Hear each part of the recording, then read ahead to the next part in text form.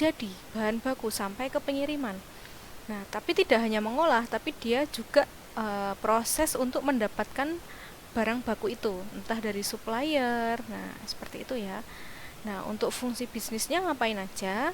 Nah, yang pertama adalah membeli bahan baku produk. Nah, misalkan kayak tadi sirup gitu ya, berarti dia harus membeli bahan baku. Nah, bahan bakunya apa aja? Nah, misalkan sirup itu bahan bakunya gula. Oh, berarti dia harus mencari supplier gula. Mana perusahaan atau supplier gula yang sesuai dengan kebutuhan perusahaan kita. Nah, lalu menerima bahan baku dari supplier. Nah, ini ya.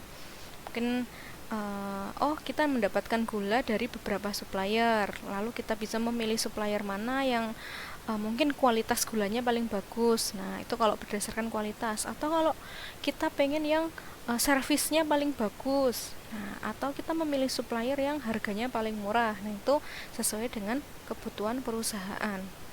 Nah, setelah itu melakukan distribusi. Nah, distribusi bahan baku, lalu melakukan penjadwalan produksi. Nah, kira-kira kapan nih kita akan melakukan produksi sirup ini? Nah, misalkan kalau tadi case-nya kita akan memproduksi sirup. Nah, nggak mungkin ini tidak ada penjadwalan. Nah, misalkan dari ramalannya, misalkan, bulan Mei itu hari raya, berarti kita harus satu bulan sebelumnya harus sudah ready. Berarti kita harus kapan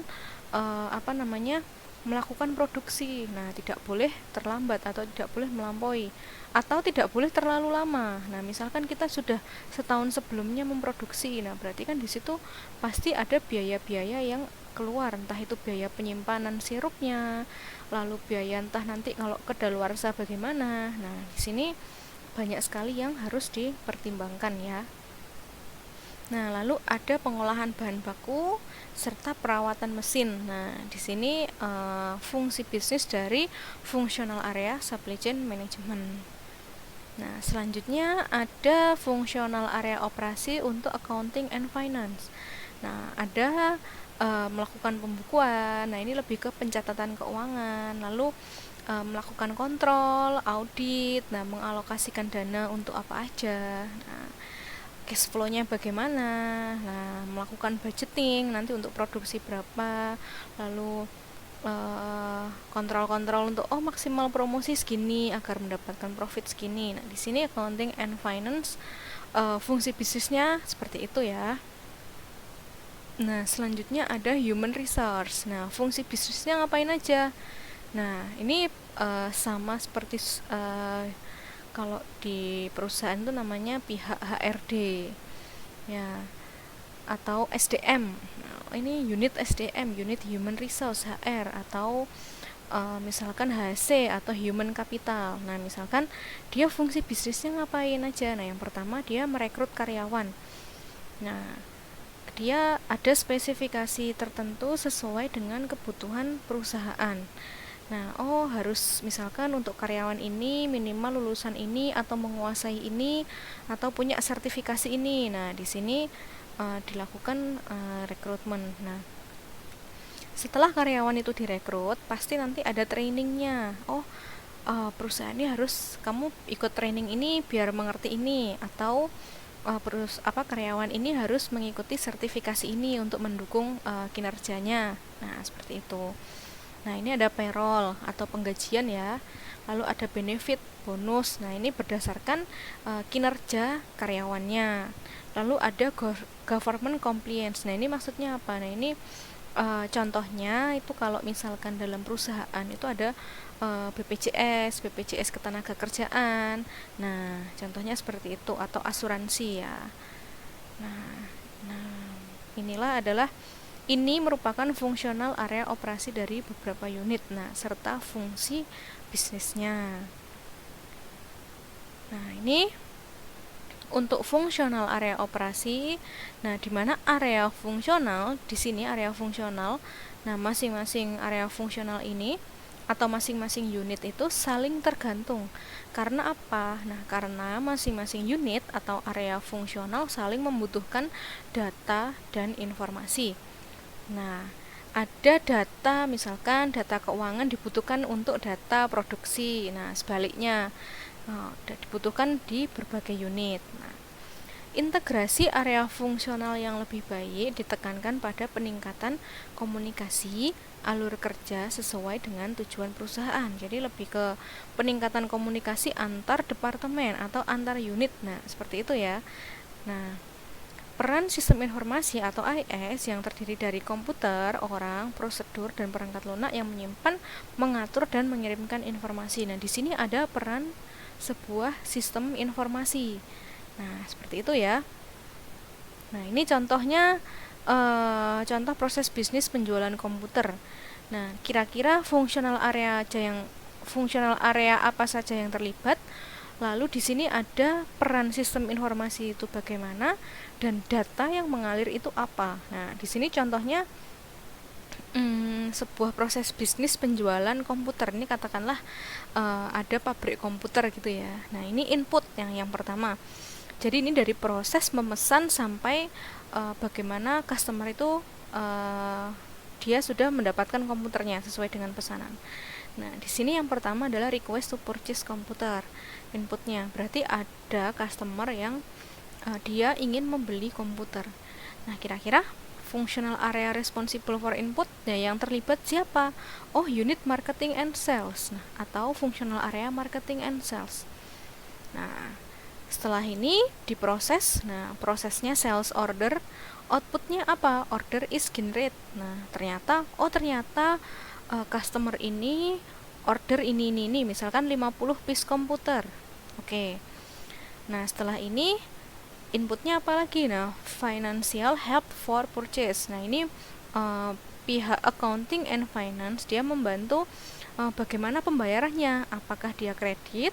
Apakah dia langsung lunas? Nah, di sini accounting and finance yang bertindak, yang yang berkaitan. Nah, prosesnya misalkan arranging financing in house. Nah, dia mengarrange keuangannya. Nah, setelah itu customer finance through the computer company. Nah, ini misalkan setelah itu pembayarannya DP siap diproduksi berapa gitu ya misalkan.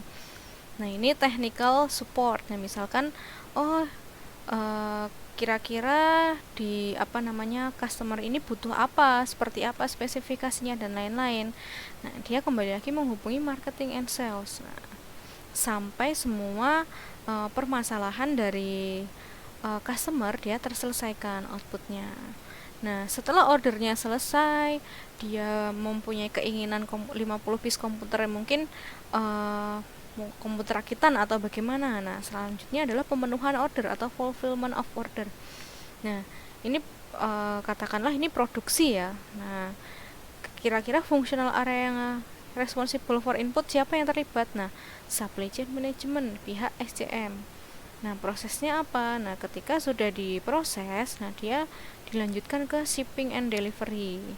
Nah, sehingga customer receive komputer sampai customer itu mendapatkan komputer sesuai dengan pesanannya. Nah, seperti itu ya. Nah, ini contoh sebuah proses bisnis. Nah, dan siapa saja yang terlibat dalam proses bisnis itu. Nah, kira-kira bagaimana? Apakah sudah punya gambaran terkait proses bisnis? Ini proses bisnis simple ya, baru ada beberapa unit. Nah, bagaimana kalau perusahaan itu besar dan ada fungsional area yang terlibat lebih banyak lagi? Nah, karena semakin besar perusahaan, biasanya dia akan lebih kompleks ya unit-unitnya. Nah, seperti itu ya. Nah, ini contohnya study case a cafe shop. Nah, ini kira-kira ini saya memberikan contoh, ada cafe shop yang sekarang banyak menjamur ya, ada kopi apa, cafe shop apa, benar-benar menjamur banget di Indonesia khususnya. Nah, kira-kira kalian bisa menganalisis nggak bagaimana proses bisnis cafe shop tersebut? Nah, apakah antar fungsional area, antara sales, accounting, SCM, human resource, dan beberapa fungsional area yang lain saling berkoordinasi, itu bagaimana caranya? Nah, lalu bagaimana sistem informasi yang digunakan untuk meningkatkan bisnis? Apakah dia masih manual atau sudah menggunakan sistem, atau setiap unit itu dia berdiri sendiri? Nah, Misalkan ini kita akan menganalisis ini. Nah, yang pertama ini marketing and sales. Nah, tugasnya apa dalam cafe shop? Misalkan kopi janjian gitu ya. Saya punya nama cafe shop namanya kopi janjian, janjian denganmu gitu ya. Nah, tugasnya di sini marketing and sales bagian penjualan. Oh, saya harus menentukan harga produk yang dijual. Kira-kira kopi yang saya jual ini harganya berapa ya? Nah, di sini pasti di sini kita juga melihat dari kompetitif kita, cafe shop yang lain ya. Nah, lalu mengembangkan produk. Oh, kira-kira produk unggulan kita apa? Nah, apa yang akan kita jual? Atau mungkin signature-nya apa? Nah, setelah produk itu sudah dikembangkan, sudah ditentukan harganya, sudah jadi produk, lalu proses selanjutnya adalah mempromosikan produk ke pelanggan. Nah, bagaimana cara mempromosikannya? Kira-kira kita buy to get one, misalkan gitu ya contohnya. Nah, lalu menerima pesanan pelanggan. Nah, ketika ada pelanggan atau customer yang ingin memesan. Nah, lalu membantu membuat perkiraan penjualan.